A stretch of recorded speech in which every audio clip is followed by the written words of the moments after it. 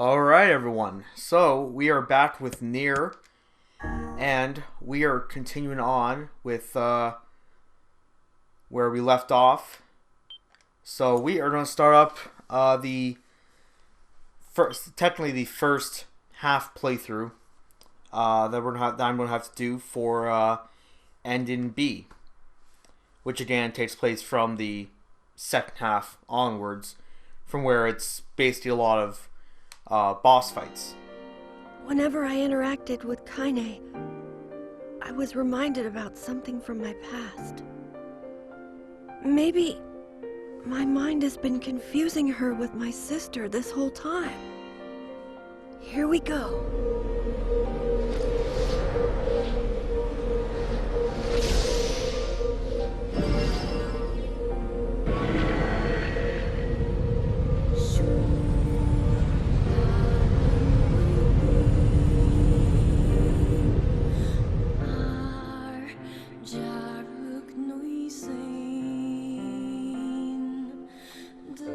The sound of rain filled the village. The steep cliffs that surrounded the area had magnified sound, causing even the slightest drizzle to rattle like a thunderstorm. Thin wisps of smoke streamed from huts as the villagers huddled in their homes and waited out the rain. A single child, however, had braved the downpour and was now wandering slowly toward the wooden, hawk-shaped weather vane at the center of town. The wanderer reached the vein, which had existed for as long as any could remember, and stared. The child's face was simultaneously delicate and fierce, like a teacup that had survived a shipwreck, those traits combined with pale white skin to give the face an almost sexless quality. If the beat turns east, I go home. If it stays west, then The child blinked. The rain slowly dripped down the young one's short hair and began its long descent to the ground. Come on. Come on! The child felt a slight breeze and watched as the veins slowly creaked to life. Spinning this way and that for a moment, it finally settled with the beat pointing firmly toward the east. East? Really? Before the vein could move again, a jagged rock came spinning and tumbling through the air, finally striking home against the child's head. The force of the blow dropped the child to the ground as a hail of stones began to fall all around. Oh no, they found me. A heartbreaking smile crept across the child's face as the stones continued their assault. Through the rain, the sound of multiple footsteps grew louder before a voice rang out. Yoo-hoo, Kaine! The voice belonged to Demo. Daimo? We'll probably Daimo, sure. Worst of all, Daimo, worst of all bullies in the area. As Kaine struggled to stand, a final stone came skittering through the mud and bounced against her foot. Blood oozed from the cut above her eye and blurred her vision, but she could make out the shapes of Daimo. I don't know, would it be Demo? I don't know, I'm probably going to mix it up back and forth, so whatever. And his usual gang of idiots. The boy seemed taken aback for a moment by Kaine's seeming indifference to the blood dripping from her face, but quickly regained his bravado. What's up, freak? You like the rain? You like getting all wet? Or did you finally decide to run away from home? Though she knew it was futile, Kaine turned to leave. Before she could get more than a few steps, the other children scrambled to surround her, cruelty burning in their eyes. Kaine knew those were not the only eyes on her. The tormentors' parents watched from the safety of their homes. She was attuned to this sensation. It was one she had experienced many times before. While some villagers simply turned a blind eye to the actions of their children, many encouraged it openly. In a society ruled by superstition and fear, Kaine was something to be hated, and if possible, destroyed. I didn't say you could leave, freak. Demo's words chewed at her like a worm through an apple. He can't hurt me, she lied to herself. Be strong. Be brave. He can't hurt me. He can't hurt me. He can't hurt... Oh, look. The little freak is gonna cry. What's wrong? Are you sad that everyone hates you and wants you dead? Kaine prayed for the rain to flood down and carry her away from the world that seemed to have no place for her. But if there were gods, they chose to ignore her, as Daimo crept over closer, and clouds began to thin and the rain slowed. Even the weather hates me. I'm useless. I'm a failure. I wish Daimo's rock had taken my head off. Kaine couldn't meet Daimo's leering gaze. She lowered her eyes and stared at the muddy ground below. The bully moved forward until he was inches away. She could smell the scent of old meat on his breath. The boy grabbed Kaine's face with his thick fingers and yanked it upwards. She tried to turn away, but he forced her gaze back and jammed his thumb against her eyelid to pry it open.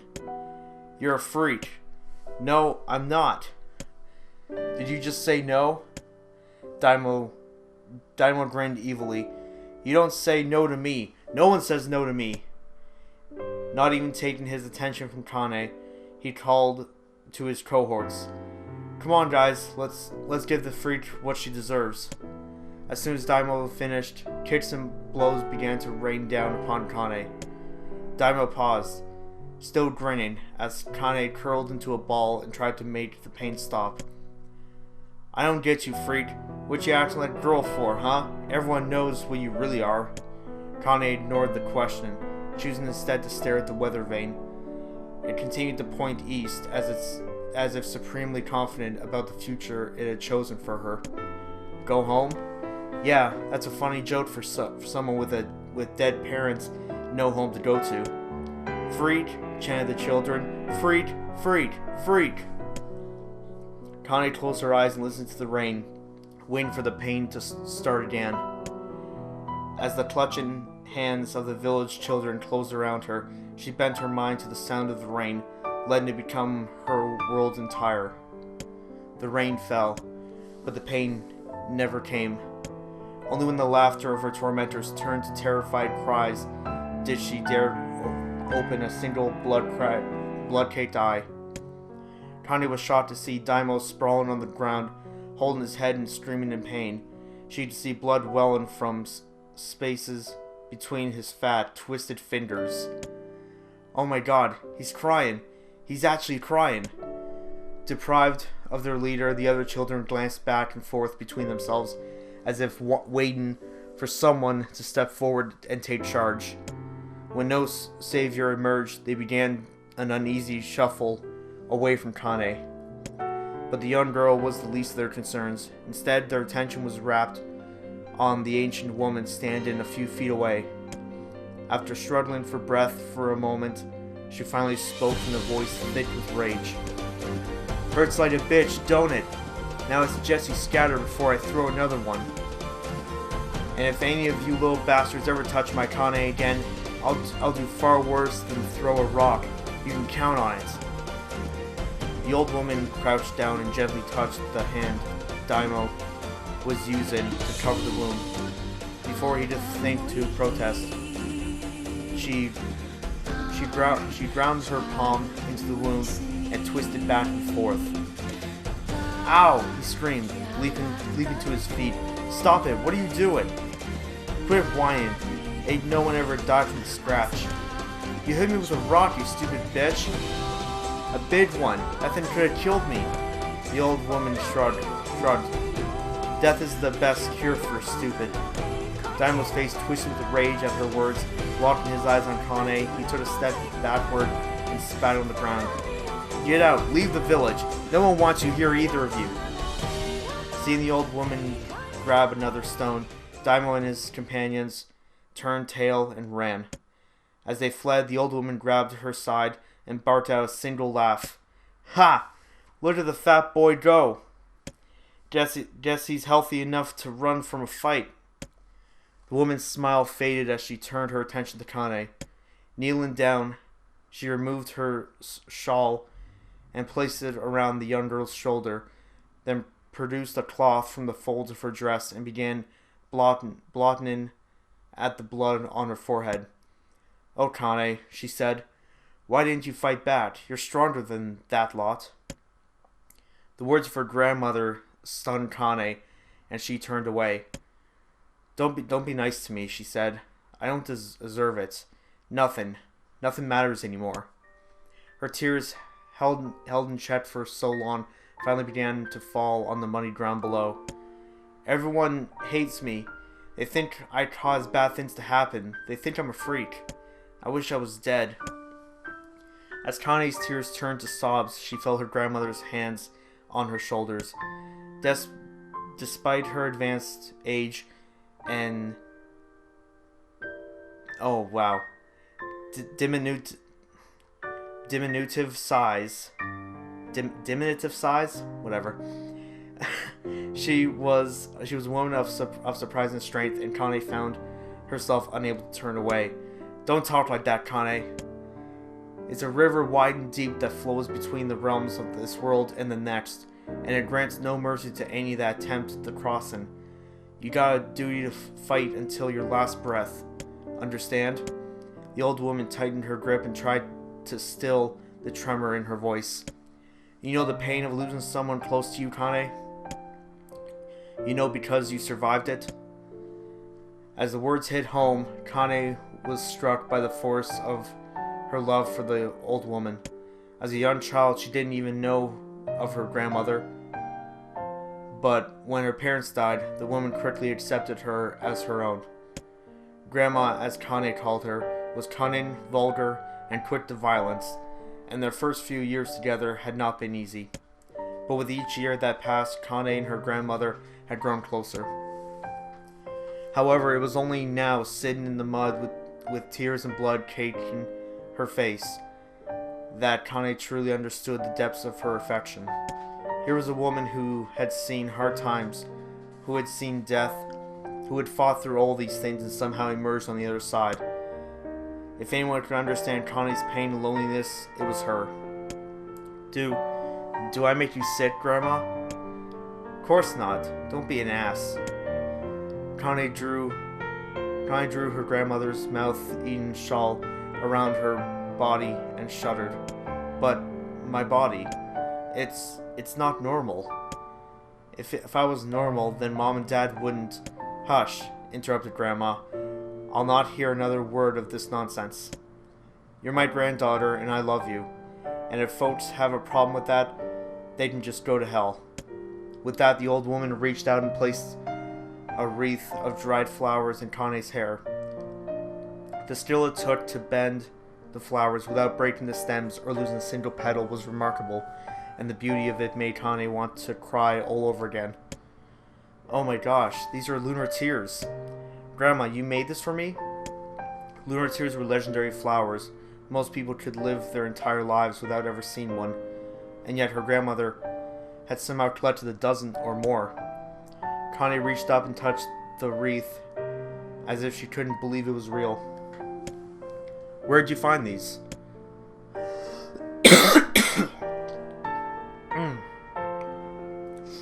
Oh, my mouth is so dry today.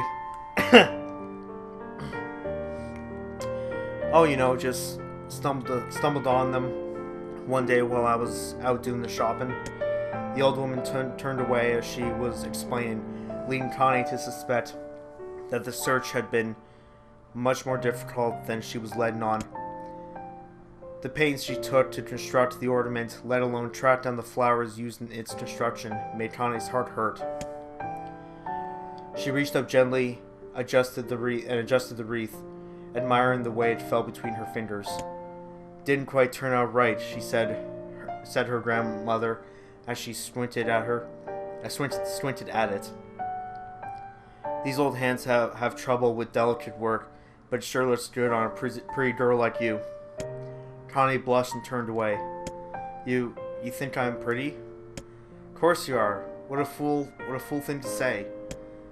"Thank you, Grandma." Her grandmother smiled. "We're going to be fine, you and me," she said. "Long as we got each other, we'll be just fine." Kaine took her grandmother's hand in hers, and the two of them struggled to their feet. As they began the long walk home, Kaine gripped the hand with all her might, as if trying to stop smoke from drifting away on the wind. The rain had stopped. Kaine stood beneath the weather vane, watching it spin in lazy circles, no longer caring about the direction it faced when it stopped. I don't need to escape. I have a home now. Grandma loves me, and that's enough. Even if it's us against the world. Kaine let her gaze drift up past the vane and into the cloudy sky. The last faint hints of a rainbow were slowly fading. As she turned and headed for home, the light scattered into a million particles and vanished, seemingly taken away on the breeze.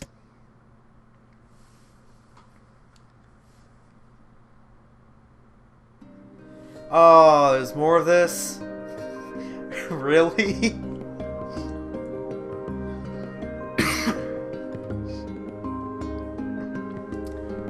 Alright then. In the distance, Kaine heard the steady sound of an axe striking wood. The noise had a purposeful quality to it, as if she was hearing a master woodsman go about his work. The firewood being produced, however, was as far from a work of art as could be. Pieces of every shape and size were being flung around a barren yard with wild abandon. Anyone trying to stack such wood would probably die of frustration before the job was through. Stupid piece of shit axe. Kaine's grandmother flailed away with the axe, filling the air with both splinters of wood and words that would make the most hardened sailor blush. "Grandma," called Kaine. "What?" yelled the old woman, taking her eyes off the wood for a moment. "Oh, it's you, Kaine. Don't get too close, or I might take your goddamn foot off by mistake." She brought the axe down on a piece of wood, sending chips flying in every direction. One spun past Kaine close enough for her to hear the whistle, at which point she decided to step back. Once she scuttled to a safe distance, she cupped her hands around her mouth and shouted, "Grandma, do you need help? I can get you water or lunch or, a new axe or something." The axe poised to strike another wobbly blow, paused in mid-air. The old woman considered her granddaughter's offer for a moment, then smiled. Tell you what, since I'm doing such a piss-poor job at chopping, why don't you come here and take over so I can go get the water. Shades have been restless lately, you know, and I don't want you running into one of the bastards. Relinquishing the axe, her grandmother picked up a lawn pole with wooden buckets on either end. Gathering water was by far the more difficult of the two jobs, but Kaine knew better than to complain. Once Grandma's mind was set, there was no changing it. Kaine did her best to help with chores, but Grandma took every task that required travel to the village. Though she had a long list of plausible excuses, Kaine knew the real reason. She didn't want her granddaughter to be taunted and harassed by the villagers. Once Kaine moved in, Grandma decided to take up residence at a good distance from the area. Out of sight, out of mind seemed to be the best policy when it came to the villagers and her granddaughter, and rare were the days when any but the two of them could be found on the rocky acre of land they called home. Kaine enjoyed the solitude, but harbored a secret resentment that her grandmother was forced to spend her golden years in such a place. After watching her grandmother leave, Kaine turned her attention to the task at hand. She had never chopped wood before in her life, and soon discovered why the old woman hated the chore. Swing after swing of the axe produced only a tiny crack in the wood, and when she finally managed to connect with a solid stroke, the tool embedded itself in the log and refused to budge. Frustrated, Kaine swung the axe around her head and threw it, log and all, across the yard. Damn it! Ah, crap! She suddenly understood the joy her grandmother felt in a good curse. Happier now, she picked up the axe, forced it from the wood, and resumed chopping. She had natural skill with the blade, but the task was challenging, and blisters soon began to form on her small pink hands. This is tough, and my logs are all weird sizes. Spitting on her palms and ignoring the pain, Kaine redoubled her efforts. Just as she was developing a rhythm, Grandma returned from the village. Setting down her buckets with a small sigh, she took one look at the logs and coughed out a wheezy laugh. Pretty clumsy girl, you better practice if you... Her grandmother suddenly collapsed to her knees, causing one of the buckets to wobble precariously. Eyes wide, Kaine dropped the axe and ran to her grandmother's side. Grandma! The old woman shook her head and pointed a trembling finger at the bucket. Get the bucket. Can't let it spill. Kaine steadied the bucket with a foot, and she knelt by her grandmother. A small bit of water sloshed over the side and made a new home in the hem of her dress, but Kaine didn't notice. Grandma, what's happening? Crazed with panic, she grabbed her grandmother by the shoulders and shook. After a moment, the woman lifted her arms and batted Kaine away. Stop that! Just stop now, she cried, breathing heavily. It ain't like I'm dying. Just tired from the trip is all. Kaine desperately wanted to believe her, but one look at the old woman's shaking hands and worn face told her more than words ever could. Her grandmother had lived a long, hard life, and seemed the bill was coming due. The time when her grandmother watched over Kaine was ending, sooner than either of them ever had feared. The positions would be reversed. The next morning, Kaine came to the side of her grandmother's bed and took her wrinkled hand. Grandma, you're sick, and you need medicine. I'm going to the village. The old woman shook her head and tried to rise, but Kaine gently pushed her down. It's all right, she said. I'll be fine. Her grandmother fixed her with a gaze that could melt steel. After what seemed an eternity, she finally lowered her eyes and sighed. Well, I don't like it, god damn it. But I guess I should quit being so stubborn and let you grow up. The old woman watched Kaine strapped on her boots and made her way down the road to the village. Hours later, as an unseen sun made its way across a dark and rainy sky, she was still watching. Kaine moved at a brisk pace, checking her pockets every few minutes to make sure the money her grandmother gave her was still there. Every noise caused her to spin on her heels, making sure she wasn't being stalked by a shade, or worse, Demo and his gang. But she encountered neither tormentors nor shades, and Kaine finally found herself at the entrance of the village.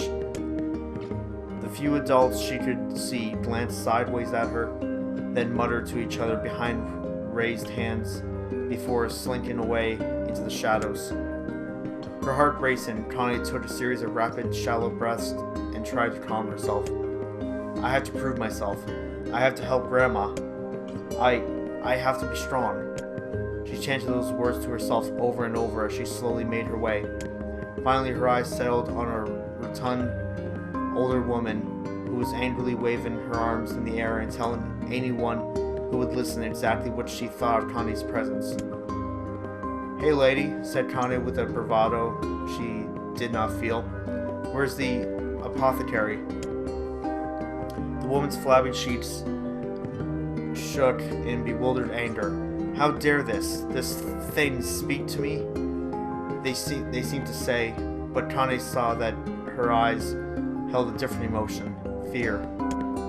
Yeah, we're both scared, lady. Trust me on this one. Which way? Kaine repeated. The woman pointed a small building to her right before hitching up her dress and stumbling off in the other direction. Kaine cringed, expecting a stone to come flying from the assembled crowd, but none came. Her Her mind was filled with a strange sense of pride as she made her way to the apothecary. But the new emotion had little time to take root, for as soon as she opened the door, she noticed a familiar customer at the counter. It was Demo. Yeah, whatever. He'd clearly been sent here on some kind of family errand, because his gang of followers was nowhere to be found. "Oh my god," he sputtered. What are you doing here, freak?" The insult was delivered without force, and Kaine happily ignored it. Stretching on tiptoes to see over the counter, she asked the shopkeeper for the medication. "Ha!" barked Demo. That old bitch finally kneel over? Go to hell, Demo." The boy's eyes grew so wide, they seemed ready to fall out of his head. But before he could let fly a comeback, or worse, a punch, the apothecary told them to knock it off before he kicked them out of the store. Demo slunk out of the shop, cursing Kaine under his breath. Once he was gone, she allowed herself to breathe once more, taking a brief tour of the shop while the owner prepared her medication. Countless tiny bottles filled the cramped store, each with a label written in some indecipherable language. A notion of aromas assaulted her nose, creating a scent that was exotic, but not altogether unpleasant. Seeing such a variety of supplies gave Kaine a sense of peace. Surely in a world so vast there would be a place that she'd call home. On the far wall behind the counter rested a portrait of a sunny young girl. The picture had once contained bright, vibrant colors, but time had worked its magic, and they were beginning to fade. The beauty of the work, however, remained undiminished.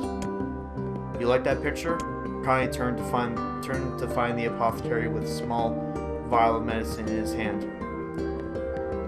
His eyes were gentle but sad, and they seemed to stare through her and into nothing as he spoke. "That's my daughter. I sketched it when she was just a little girl. She's been dead a long time now." Kaine didn't know how to respond. She just stared at the portrait and tried to come up with the right words.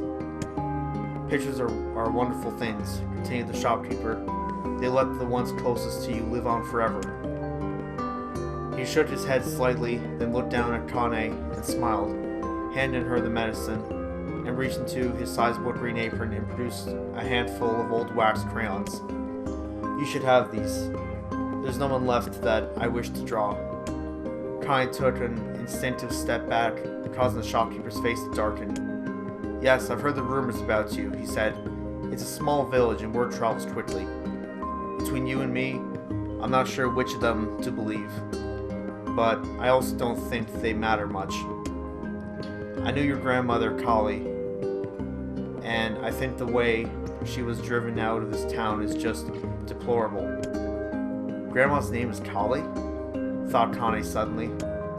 She was still mulling this new fact over in her head as she reached out and gently took the crayons from the apothecary's hands. "Your grandmother is an old friend of mine," he said as Kaine scooted away yet again, "and I owe her much. I'm willing to wager that she would like it if you drew a picture of her." "Yes, I think she would like that very much." Kaine murmured a quiet agreement, but inside her heart she was bursting. Never before had a villager treated her with anything but complete contempt. It was a tiny, almost impeccable step, but it was a step nonetheless. And with enough tiny steps, she might one day discover the rest of the world. When Kaine returned home, she found her grandmother asleep in her bed.